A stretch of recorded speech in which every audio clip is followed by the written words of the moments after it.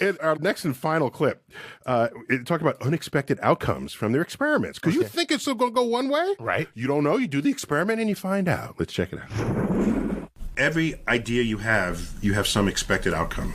Yes. What happens if nothing goes right? Not because you didn't design the experiment right, but because the outcome was not anything you expected. That happens all the time, actually, and it's arguably... Is it refreshing or is it frustrating? Arguably our favorite part of this whole job. Yeah, that's one of the biggest surprises that we had when we got into doing this, starting out as not scientists by training. We, over time of doing this show, realized that when you fail, you can't help but learn something if you pay attention.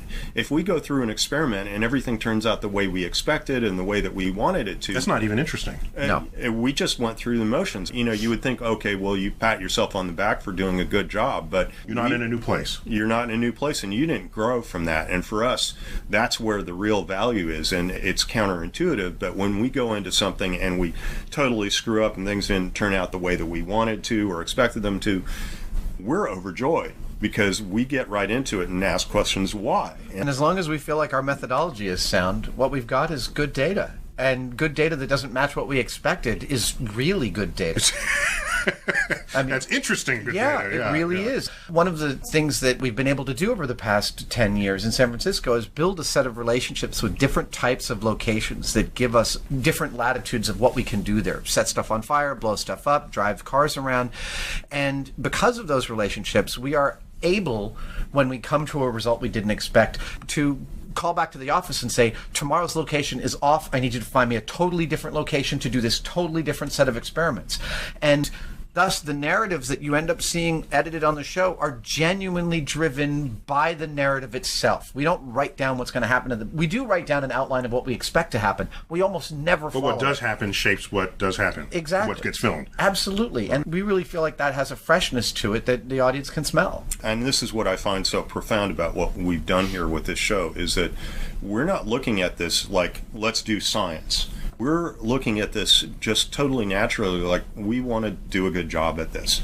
And we're realizing that when we fail, we learn things. And so we're okay with that. We like that. It's not something that's artificial. It's By the way, like, it's wow. not in our culture, the value of a failure. No. You get blamed for failing. You totally do. Right, and that's got to change. Reading Commander Chris Hadfield's book about NASA being, you know, in movies, something goes beep and an astronaut in the movie goes, "What's that?" And that would never happen at NASA because they've gone over every beep that could ever happen. They've gone over every worst case scenario they could do, and that's what makes them so good at what they do when they actually get out into space. And that kind of culture is a brilliant way to do problem solving. You know, Chuck, I think that in America, I don't know about the rest of the world, but in America, we are so quick to blame you for failure. Yes. That I think if our brain were wired so that we viewed the world as a laboratory, right, then failure would be viewed completely differently. Yeah. It would be, tell me what you learned. Right. What happened there? Right. Yeah, let's add that to the data set.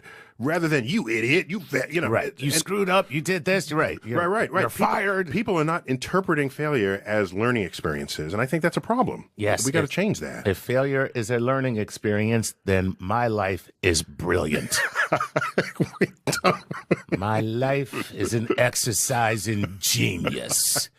No, here's the thing. You know, the difference is you don't want to fail in the same way a second time. Oh, there's the problem. So therein lies the rub. There it is. You don't want to make mistakes twice. Right. Okay? You want to make new mistakes. Gotcha. All right. And so this was one of the heads of NASA a few years ago tried to make the point. Yeah, if you're going where no one has gone before, stuff is going to happen. Stuff will break. People will die. Right. You don't want to die for reasons that you could have foreseen. Gotcha. That's the difference.